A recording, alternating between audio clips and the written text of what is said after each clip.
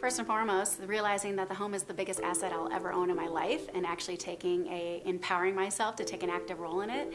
And I think another thing Homebot did was give me a quick snapshot so I could see the equity in my home and just a monthly view of the security I had. I actually had more money than I expected, and it kept growing. I bought it at a great time. I was nervous going into the house, but the realtor convinced me I could do it.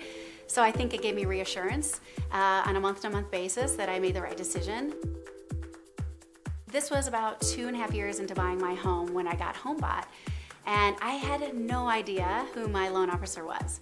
But when I decided to refinance, what's great is that her picture was actually on the top, and her information was right there. So instead of reinventing the wheel and trying to find a new mortgage officer, what I did was just contact her right there. I ended up refinancing 2.5 years later, and also putting more money down on my home because of Homebot.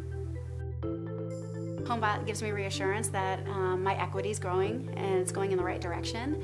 I think it gives me options. It's funny because personally I have a sister living in the basement, so right now I could be like, this is what you would owe me if I was paying rent, but I don't do that.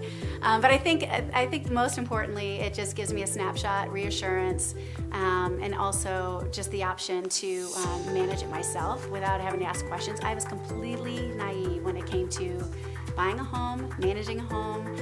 I didn't know the language, I didn't know anything about it. I have recommended, I have several friends using it.